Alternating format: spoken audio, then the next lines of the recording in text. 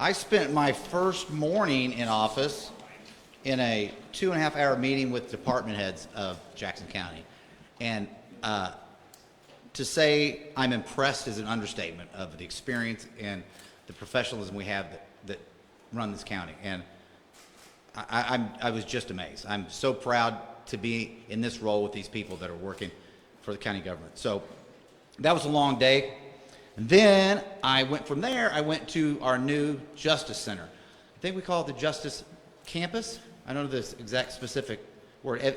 I don't know who's been out there yet at our new $320 million facility that is the state-of-the-art detention center. We're going to have 2 courtrooms out there, Criminal A and Criminal B in Jackson County will be there, some new courtrooms. It's an amazing facility that will be opening up this spring under budget and on time. So I'm the county executive, so I'm taking credit for that. So that first day on the job, I hear to report to you that we're under budget and on time at a $320 million project. I've talked about this administration. One of my first priorities and most important priorities is, well, I actually have 2, tax assessment and collaboration with the legislature. So I'm here today to tell you that this is what we're working on immediately. So as of today, under the authority granted to me by the Jackson County Charter, I'm taking direct action to provide tax relief. This won't be the first time we will act. We will keep acting. But I've identified commercial property where the assessments are not appropriate. The Charter gives me authority to correct errors, and I'm working on looking at properties that have been increased around 15%, that target. I'm trying to be specific without being real specific, but my goal is to cap commercial properties at 15%. That's my target. You talk generalities about this and they say, well, what about this property? We're going to review everything, but my goal is to target anything that's been increased, commercial property, and cap that at 15%. This cap will provide meaningful relief to commercial property for those people who are affected with those incorrect assessments. Now, the good news is the legislature is simultaneously acting with me, and if they give a resolution or an ordinance, whatever that looks like coming out of that body, I'm going to let the members of the legislature talk to you about that. That's their side of the hall. But if you remember back in September, and not to get too much in the weeds, back in September, this legislature passed an ordinance to that effect that sat and got unsigned. Did not have the buy-in and the cooperation of the county executive. So whether the legislature decides to do that again or come up with a new ordinance resolution, they have my full support on I will sign and agree to whatever they do. So as of today, that's what we're going to do on today as a commercial property that meets that criteria, and we'll have immediate tax relief for those people. We have some commercial property owners here today that I want you to hear from, and I'm going to allow the chairman and the other members of the legislature to introduce them, and then I'll take any questions to you. And I also want to talk about one more thing about our senior, what's the actual name of it? The senior property tax credit. I'm going to talk about that when I get into it. So I will ask Chairman McGee. Thank you, Mr. Executive. Today marks an important first step for the tax fairness in Jackson County. Over the past few years, too many commercial property owners, especially small and local businesses, have been blindsided by massive tax spikes in their property assessments. One of those folks that is here with us today that I've invited, my good friend Andy Rieger, and many of you have been to his brewery down in the Bottoms. Distillery, I'm sorry, distillery, down in the Bottoms. Not because they built these businesses have suffered for many years in Jackson County, not because they built a new wing or made major upgrades to their facilities, but because the system has been broken. That's why we're announcing this cap as a safeguard that puts reasonable limits on how much property assessed can increase over a year. It creates predictability, it encourages long-term investment here in Jackson County. It gives people a fighting chance to plan for the future. This is not just about taxes, it's about trust. It's about making sure business owners, and many of whom have invested in our communities for decades, aren't being punished for staying here and operating their businesses and growing their businesses here in Jackson County. This simply brings consistency to the process, We can protect critical public investments and ensure that assessments are fair, transparent, and professionally handled. This is how we are going to rebuild public confidence. We're going to introduce, my colleagues and I are going to introduce a resolution on Monday to codify this and working with the executive to get this done. This has been long overdue. And this is how we send a clear message to that Jackson County is now open for business and accountable to the people who live and work here. Thank you.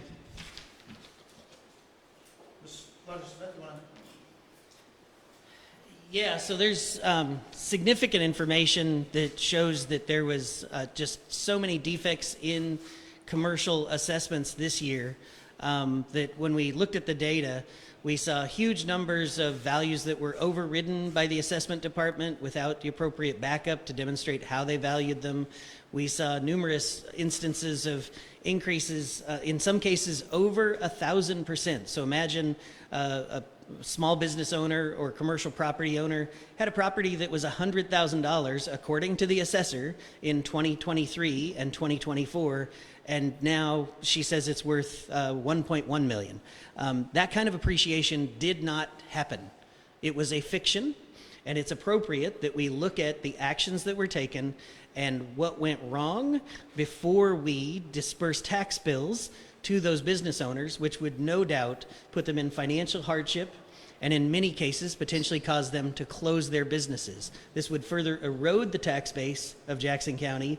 That would further decrease the total revenue available to the cities and school districts that we serve through the assessment and collections process. So it is vitally important that we introduce this now as a safety measure to make sure that we protect the businesses that are here from those kinds of harmful increases that would cause them to make decisions that we may never be able to reverse in this county if we didn't take action immediately.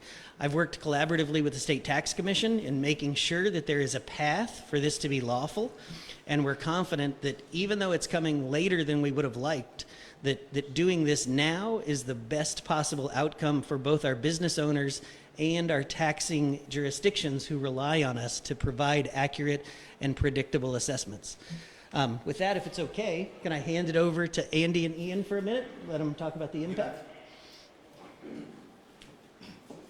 Well, I wasn't expecting to say anything, but I'm Andy Rieger. I run J. Rieger & Co. We're in the Electric Park District of the East Bottoms. And for those of you that have been there, you know the neighborhood is a neighborhood that's going to take a lot of time. And it's going to take a lot of effort, and it's going to take a lot of really good property owners that are willing to invest in things that aren't typical 3 to 5 year returns, but things that are going to take 20 to 30 years. And so being able to finally get what I would say the best thing of all of this is bipartisanship on both sides of the aisle, coming together, electing a county executive that's going to take us to a better place here in Jackson County and do things that are rational, things that are logical, and allow businesses that want to invest, that want to make the county and the city a better place, get the opportunity to do so, and not actually try to cut us down while we're in the middle of that process. So I do want to say thank you first and foremost to the legislators, especially the ones that voted for the county executive, and this is an era that we're really looking forward to as business owners and residents of the county. Thank you guys very much. I just want to start by saying I'm really encouraged by everything I'm hearing. I appreciate you. By everything that I'm hearing from everyone today. But since I prepared something, we're going for it. Good afternoon, you guys. My name is Ian Davis, and I own Blip Coffee Roasters in Kansas City. 626% property tax increase is not a bill. It's a death sentence for small businesses. That's what I said a few weeks ago before the Missouri Special Interim Committee on Property Tax Reform. And that message resonated because thousands across Jackson County are living in that same reality. We're here today because people spoke up. From neighborhood business owners to longtime property holders, thousands demanded fairness and transparency. And County Executive Phil LeVota heard the people. I appreciate that he's already pledged to roll back the 2023 assessments and comply with the State Tax Commission's order and to introduce a 15% cap on commercial properties valued under $5 million. That responsiveness matters. But Executive LeVota has also been honest that this is just the start, that we still need to rebuild public trust in a system that has lost it. He's acknowledged the challenge. Local budgets for schools, libraries, and fire departments are already set on last year's assessments, and refunds aren't simple. That's exactly why real structural reform must follow. Tax relief through credits or caps may ease the pain for now, but they don't fix the root problem, the lack of predictability, accountability, and clarity in how these assessments happened in the first place. This cap might stop the bleeding for now, but the wound is still open. We need property tax reform written into law with transparent assessments, clear communication, and long-term limits that protect both taxpayers and essential public services. Because sustainable revenue for schools, libraries, fire departments, and other essential county services depends on a healthy local economy, and that means protecting small businesses and property owners who make that economy possible. So today, I'm grateful to County Executive LeVota for listening and acting quickly, but I'm also not satisfied. Gratitude doesn't mean complacency. We'll celebrate this progress, and then we'll keep working with every level of government until Jackson County builds a property tax system that is fair, transparent, and sustainable for everyone. Thank you. Madam Vice Chair, anything to add anything? Legislator Barker, you've got something to say. Ian, you took all the words. Like, that was great. What I will say is that when I ran for office, the thing that we heard most, and I think all of us really, was property tax assessments. We need to address the challenges that the last administration had laid upon all of us. We were so focused on residential, we did not have time to go and think about what could happen to commercial. When we saw immediate relief that was suggested by the last county executive on residential, they immediately and over-dramatically impacted commercial. That's, I think, when we read about Ian's story, Andy and I had already been talking about what's to come, and solutions needed to be addressed immediately. And I think voters spoke. They recalled the county executive. We, the legislature, put in place Executive LeVota, and immediately challenges were addressed. Problems are being solved. I think this is more of the opportunity you will see coming over the next 14 months. I'm excited to work with Executive LeVota, with our business owners, and with my colleagues on both sides of the aisle to continue this level of progress. Thank you very much. There's my notes about, while anyone's listening, today, seniors, there's been over 43,000 seniors have already signed up for the senior property tax credit for residents age 62 and older. So if you haven't, if you're hearing about that, sign up for that. More tax relief, more tax relief, more tax relief. We're here today standing as a unified body of Jackson County government. And in my day after being sworn in my office, I've got people that just walk in my office. I'm not sure I love it, but I do it. The chairman shook his head, Legislator Barker said, and I do. I love it. It's like, hey, I got an issue. What about this? And I don't think that's happened before. I know it hasn't happened recently, and I'm really excited about that. So I wanted you all to be here today, number one, to tell you what we are doing for tax assessment relief. Number two, we are not done. And number three, we are working together. So if you have any questions, I'll take some, and I know my friends here will also. Can you elaborate on Missouri State Tax Commission's involvement in this initiative? Which one? In terms of commercial property cap. Because I Yes. think they were involved in residential property. Yes.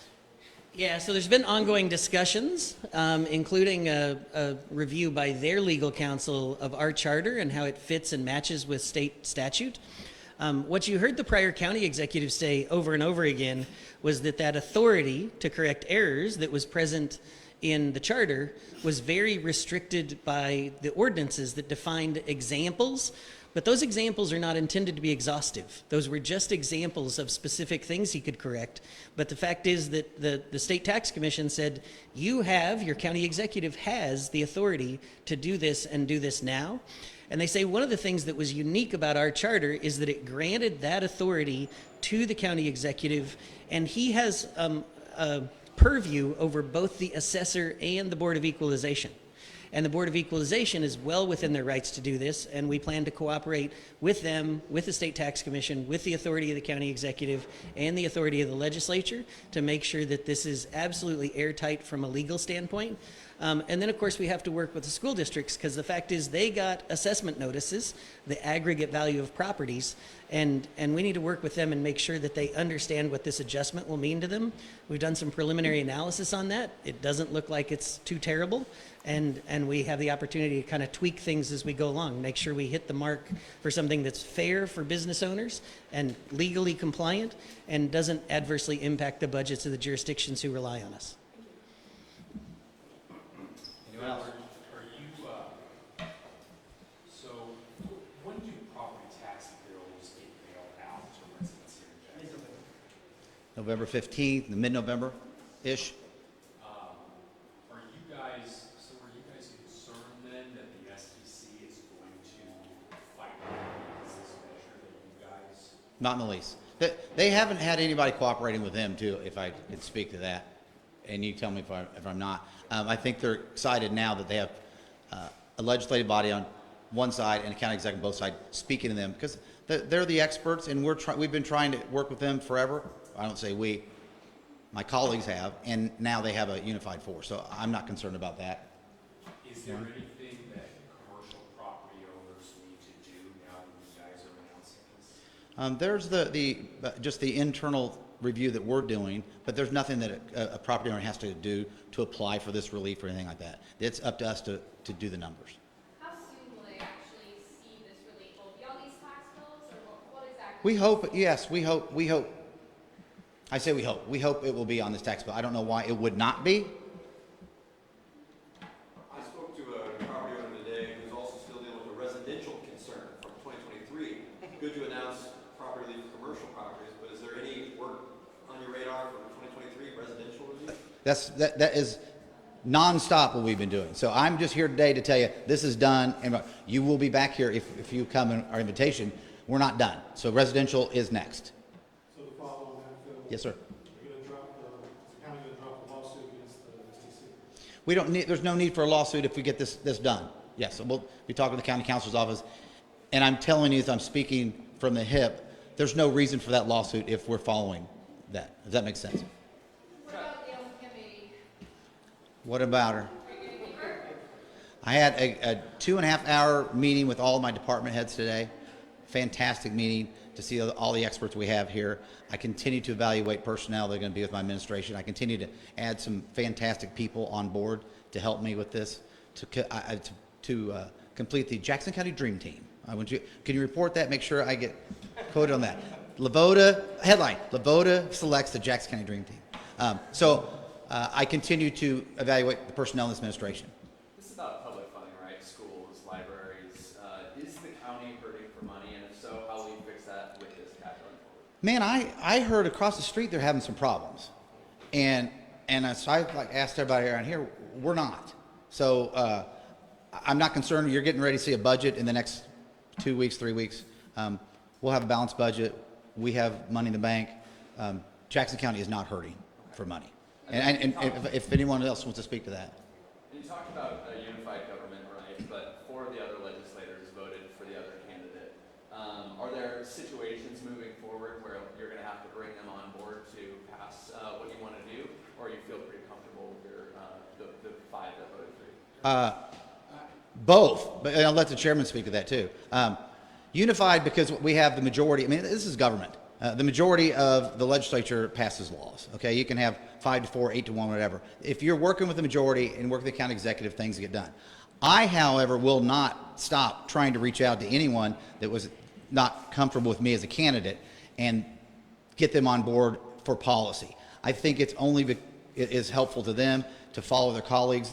They're doing the right thing. We're doing great things. So I'm hopeful that they're going to understand that we're done with any of the 5-4 things.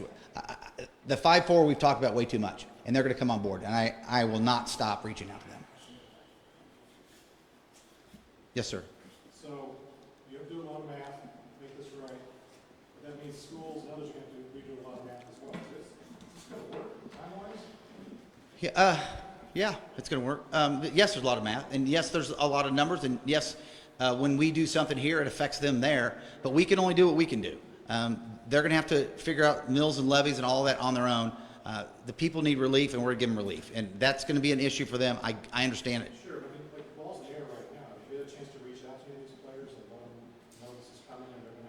After we told you today, we're going to get contacts and we're going to be reaching out to them.